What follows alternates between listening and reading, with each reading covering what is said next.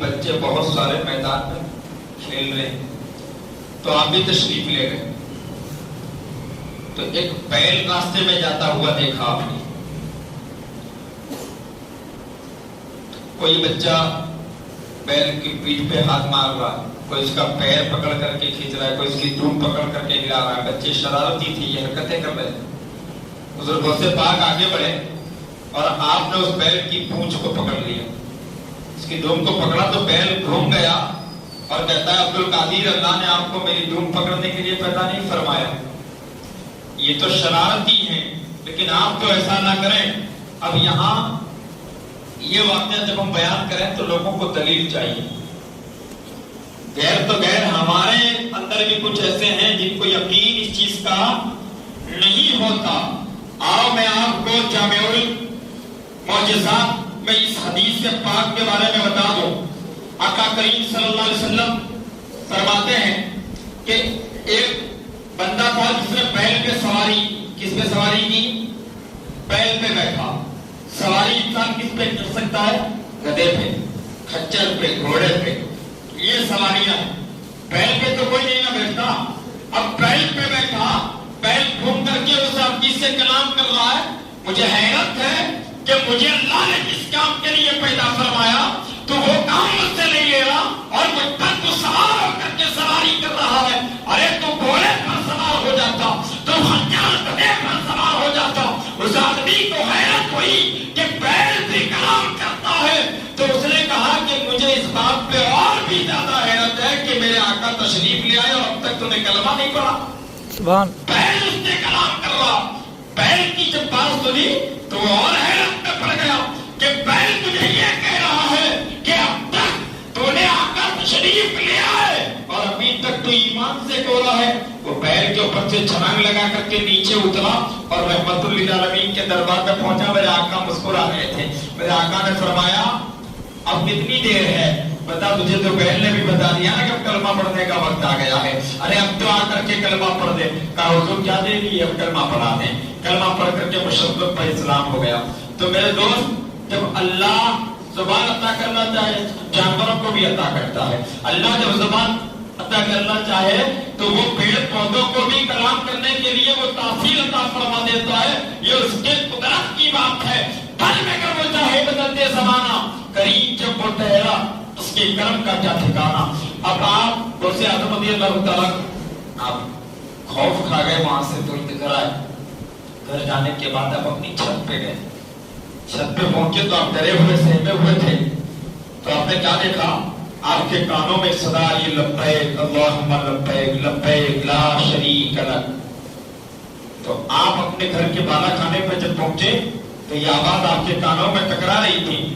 تو آپ فرماتے ہیں میں نے اپنے گھر جیلان میں کھڑے رہ کر کے میدان عرفات کو دیکھ لیا. سبحان اللہ. حج کا موقع تھا بچپن کی عالم میں. میں نے عرفات کو دیکھا, مجھے اور بھی خوف ہوا. میں ترنت نیچے آیا, میری والدہ کی گود میں باہوں میں چلا گیا. میری والدہ سے میں نے کہا ماں مجھے خوف ہو رہا. ماں نے فرمایا بیٹا کیا بات ہے, اتنے ڈرے اور سہمے ہوئے کیوں ہو؟ کہا ماں میرے ساتھ یہ دو تجربے ہوئے ہیں. ماں نے کہا بیٹا اور ضرور تاخیر کرنے کی ضرورت نہیں ہے. تمہارے والد مکرم ابو صالح موسیٰ جنگی دوست تم دو بھائیوں کے لیے 80 اشرفیاں چھوڑ کر کے گئے. کتنی؟ یہاں کام کروڑوں کی سمپتی چھوڑ کر کے مر جاتا ہے تو اس کا 40واں تو گزارا. بیٹے بٹوارے میں لڑنا شروع کر دیتے ہیں. بیٹوں کا بھی حصہ چاہیے, اس میں بیٹے لگ جاتے ہیں. لیکن سنو, غوث اعظم رضی اللہ تعالیٰ عنہ کی والدہ نے کیا فرمایا؟ بیٹا یہ 40 اشرفیاں میں تمہیں دے رہی ہوں اور 40 تمہارے بھائی کے لیے چھوڑ دی. غوث اعظم رضی اللہ تعالیٰ عنہ نے خوشی خوشی قبول فرما لیا اور کہا ماں اب کیا کر رہا ہے ان اشرفیوں کا؟ کہا بیٹا یہ اشرفیاں لو اور جیلان سے سفر شروع کرو اور بغداد میں جا کر کے نانا کے دین کی تعلیم حاصل کرو. نانا کے دین کی تعلیم حاصل کرو. آج لوگ پیر بن جاتے ہیں بغیر ان پڑھ, ایسے ہی بغیر پڑھے لکھے لوگ, کچھ بھی جس کو نہ آتا ہو وہ پیر بن کر کے گمراہ. ارے غوث اعظم ماں کی طرف سے حسینی سید ہیں اور آپ والد کی طرف سے حسنی سید ہیں. جس کا نانا پیر ہو, جس کا دادا پیر ہو, جس کا باپ پیر آتے ہوئے وقت کی بہت بڑی ولیہ ہو، وہ خود غوث اعظم بنتا ہے۔ اور غوث اعظم فرماتے ہیں کہ جب میں بغداد گیا میں نے 12 سال تعلیم حاصل کی۔ کتنا سال؟ 12 سال میں نے تعلیم حاصل کی۔ فرماتے ہیں مجھے بہت تکلیفیں پڑی، وہ تکلیفیں کہ اگر اللہ پہاڑ پر ڈال دیتا تو پہاڑ پگھل جاتا۔ وہ تکلیفیں میں نے برداشت کی دوران تعلیم علمی میں۔ 12 سال پڑھنے کے بعد جب حضور غوث اعظم فراغت کے بعد جب آتا ہے بچہ گھر ہی آتا تو لوگوں نے کہا کہ حضور آپ وعظ کیوں نہیں کرتے، تقریر کیوں نہیں کرتے؟ تو حضور غوث اعظم فرماتے ہیں کہ مجھے تقریر کرنا نہیں آتا، مجھے بولنا نہیں آتا۔ غوث اعظم رضی اللہ تعالیٰ عنہ کو لوگ اصرار کرتے رہے لیکن آپ بولتے نہیں تھے۔ ایک روز مقدر جگہ سو رہے تھے، آرام فرما رہے تھے کہ میرے آقا خواب میں تشریف لائے۔ فرمایا بیٹا عبد القادر تم لوگوں سے کلام کیوں نہیں کرتے، تم لوگوں کے سامنے واز کیوں نہیں کہتے؟ ارے واز کیا کرو، اس سے لوگوں کو فائدہ ہوگا، اس سے لوگوں کو دین کی تبلیغ ہوگی۔ بیٹا یہ بہت بڑا کام ہے اور یہ تم سے اللہ لے گا۔ تو آپ عرض کرتے ہیں حضور میں تو بولنا چاہتا ہوں لیکن یہاں فصیح و بلیغ عربی بولنے والے لوگ موجود ہیں، میں سب کے ذہن کی سطح تک تو نہیں پہنچ سکتا، میں کیسے بولوں؟ میرے آقا مسکرائے، فرمایا بیٹا منہ کھولو۔ جیسے ہی غوث پاک نے اپنا منہ کھولا میرے آقا نے 7 مرتبہ اپنا لعاب دہن غوث پاک کے منہ میں ڈال دیا، سبحان اللہ، غوث پاک کے منہ میں ڈال دیا۔ پھر دوسرے روز مولا کائنات خواب میں تشریف لائے، کہا عبد القادر بیٹا تقریر کیوں نہیں کرتے؟ تم بھی میرے بیٹے ہو، تم تقریر کیوں نہیں کرتے؟ لوگوں میں واعظ نصیحت کیوں نہیں کرتے؟ نانا کے دین کی تبلیغ کیوں نہیں کرتے؟ عرض کرتے بابا مجھے بولنا نہیں آتا، میں تقریر نہیں کر سکتا۔ مولا کائنات نے فرمایا بیٹا اپنا منہ کھولو۔ منہ جیسے ہی غوث پاک نے کھولا مولا کائنات نے 6 مرتبہ لعاب دہن ڈالا۔ کتنی مرتبہ؟ 6 مرتبہ۔ ارے صحابہ تو خواب میں بھی نبی کے مثل نہ ہو سکے اور یہ رہتی دنیا میں نبی کے مثل ہونے کا دعویٰ کر رہا۔ کبھی آئینہ بھی دکھا دیا کرو ان لوگوں کو کہ دیکھو آئینے میں تم کیسے لگ رہے ہو۔ اب دیکھو غوث اعظم رضی اللہ تعالیٰ عنہ کو میرے آقا نے 7 مرتبہ لعاب دہن ڈالا اور پھر مولا کائنات نے 6 مرتبہ۔ اس کے بعد غوث اعظم فرماتے ہیں خدا کی عزت و جلالت کی قسم جس مسجد پہ غوث پاک نماز پڑھا دیتے نا، چھوٹی مسجد تھی، غوث اعظم نے جب تقریر کرنا شروع کیا تو مسجد بڑی ہوتی چلی گئی۔ پھر جامع مسجد میں آپ نے تقریر کرنا شروع کیا، تعداد بڑھتی ہی چلی گئی۔ ایک وقت ایسا آیا کہ پھر آپ نے شہر کی عیدگاہ میں پروگرام کیا، عیدگاہ میں اتنی تعداد کے لوگ بیٹھنے کو جگہ نہیں رہتی ہے۔ پھر غوث اعظم نے جنگل میں پروگرام شروع کیا۔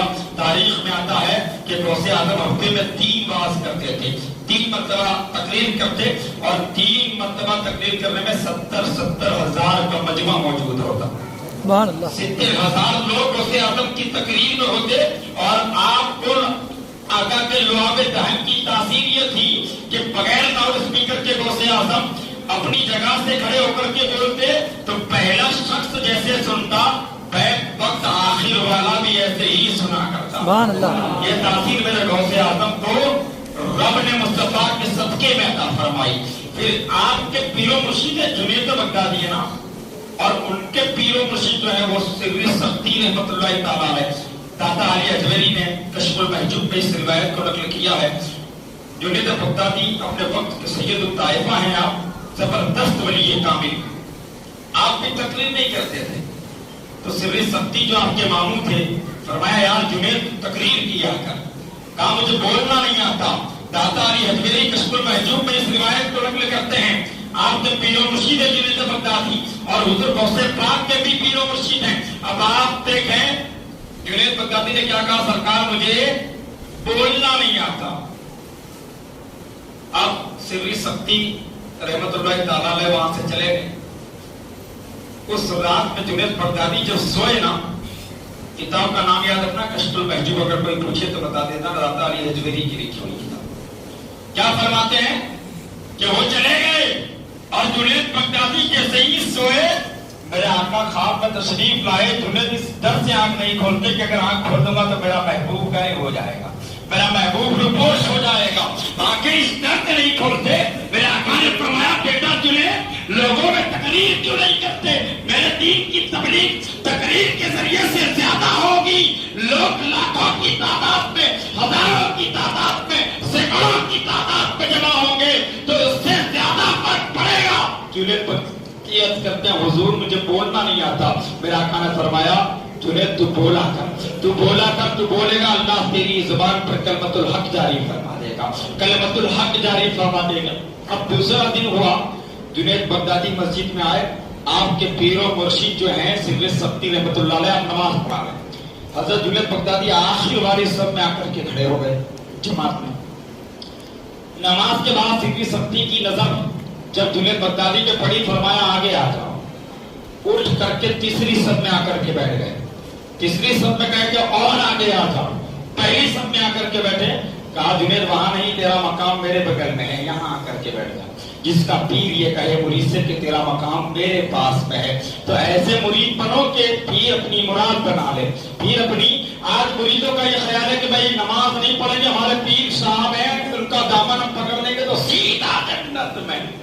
ارے سن، غوث اعظم سے بڑا بھی کوئی پیر ہے؟ غوث اعظم سے بڑا بھی کوئی راستہ نہیں ہے؟ ارے غوث اعظم فرماتے ہیں کہ اگر کوئی بے نمازی بندہ مر جائے تو اسے مسلمانوں کے قبرستان میں دفن تک نہ کیا جائے۔ تم کون سے پیری اور مریدی کی باتیں کر کے بیٹھے ہو کہ نماز نہیں پڑھیں گے؟ ہمارا پیر ہمارا مداوا ہے، ہمارا پیر ہماری بخشش کی ضمانت ہے، ہمارا پیر ہمارے لیے شافی بن جائے گا۔ ارے سنو، پیر بھی اس وقت رہنمائی کرے گا جب تم اللہ کے فرض کردہ نمازوں کو پابندی کے ساتھ کھانا خدا میں آ کر کے ادا کرو گے، ورنہ پیر بھی تمہارے سے منہ پھیرتا ہوا نظر آئے گا۔ اس لیے کہ جس کے تم مرید ہو وہ پیر بھی تو پابند شرع ہے، وہ پیر بھی تو پابند شرع ہے، وہ بھی تو شریعت کا مکلف ہے۔ کیا کوئی ایسا بھی پیر دیکھا کہ جو نماز نہ پڑھے اور پیر بن جائے، جو روزہ نہ رکھے اور پیر بن جائے، جو حقوق ادا نہ کرے اور پیر بن جائے؟ ایسا ہو ہی نہیں سکتا۔ تو یہ خیال ذہن سے نکال دینا کہ حشر میں نماز پڑھے نہ پڑھے پیر بخشوا دے گا، روزہ رکھے نہ رکھے پیر بخشوا دے گا۔ یہ جہالت ہے دوستو، پیر بخشوائے گا ضرور۔ ارے پیر تو بہت بڑی بات ہے، امت میں اگر بچہ حافظ ہوگا تو وہ حافظ بھی 70 ہزار کی بخشش کروائے گا۔ پیر تو بہت بڑی بات ہے، لیکن کب ہوگا؟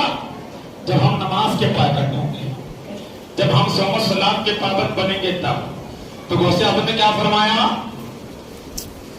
کہ بے نمازی کو مسلمانوں کے قبرستان میں دفن کرنے کی جگہ بھی نہ دی جائے۔ غوث اعظم سے بڑا کوئی پیر ہے نہیں ہے، تو نماز پر زیادہ فوکس دیں، باقی تو 11ویں والا پیر ہے وہ دیکھ لیے گا آگے جو ہوگا، لیکن پہلے نماز کے پابند بن جائیں، والدین کی خدمت کرنے والے بن جائیں، اکابرین کی تعظیم کرنے والے بن جائیں، نقوش پائے مصطفیٰ صلی اللہ علیہ وسلم پر چلنے والے بن جائیں۔ میں یہ عرض کر رہا تھا کہ کشف المحجوب میں داتا علی حجویری نے اس روایت کو نقل کیا، تو آپ کے پیر و مرشد شیخ اعظم نے کیا فرمایا؟ سر سبتی رحمۃ اللہ علیہ نے جنید میری بغل میں آ کر کے بیٹھ جاؤ۔ حضرت جنید بالکل جا نماز کے بغل میں آ کر کے بیٹھ گئے، تو داتا علی حجویری جو تھے نا وہ تسبیح کے دانے پھیر رہے تھے۔ کچھ دیر دانے پھیرنے کے بعد جنید کی طرف دیکھا اور جلال والی نگاہ سے دیکھا، بالکل چہرہ لال ہے، سرخ ہے۔ فرمایا آپ تقریر کرو گے نا؟ پھر آپ نے تسبیح پڑھنا شروع کر دیا۔ پھر تھوڑی دیر کے بعد آپ نے چہرہ جنید بغدادی کی طرف کیا، کہا تقریر کرو گے نا؟ تو حضرت جنید بغدادی کو حیرت ہوئی کہ یار جو خواب میں نے دیکھا ہے وہ تو صرف میں ہی جانتا ہوں نا کہ میرے آقا نے مجھے کہا ہے کہ تقریر کیا تھا، لیکن یہاں کیا معاملہ ہے؟ میرے پیر نے تو دیکھا ہوگا، بتایا نہیں، لاؤ میں ہی بتا دیتا ہوں۔ ارے کیا بتاتے؟ جنید بغدادی کے ہوش اڑ گئے۔ پیر و مرشید نے فرمایا بلا تقریر کرے گا نا؟ تو کہا حضور کیا بات ہے؟ تو کہا سن، میں جب رات خواب میں سویا تو خواب میں مجھے رب کا دیدار نصیب ہوا۔ سری سکتی فرماتے ہیں مجھے رب تعالیٰ کا دیدار نصیب ہوا تو میں نے رب کی بارگاہ میں عرض کی، مولا مدینے والے کو اشارہ فرما دے کہ میرا ایک ہی مرید ہے جسے لوگ دنیا جنید بغدادی کے نام سے جانے گی۔ میرے آقا کرم فرما دے جنید تقریر کرنے لگ جائے، جنید تقریر کرنے لگ جائے۔ تو بتاؤ اب جنید بغدادی کو سمجھ میں آیا کہ آقا بھی میرے خانے میں تشریف لاتے ہیں تو میرے پیر بھی میں وسیلہ ہے۔ میرا پیر بھی میں وسیلہ ہے، تو پیر کو وسیلہ بنا کر کے بھی دعا کر سکتے ہیں۔ اس سے بات یہ ثابت ہو گئی نا کہ اپنے پیر کو وسیلہ بنا کر ہم رب سے مانگ سکتے ہیں، بلکہ مانگنا ہی چاہیے۔ تو دوستو ان اکابرین کے فرمودات کو پڑھو، اور انہوں نے جو دنیا میں کارنامے عظیم انجام دیے ہیں اس پر بڑھ کر کے اسی کے نقش قدم پر چلنے کی کوشش کرو تو اللہ تعالیٰ میں دنیا میں بھی کامیابی عطا کر دے گا، آخرت میں بھی کامیابی عطا کر دے گا۔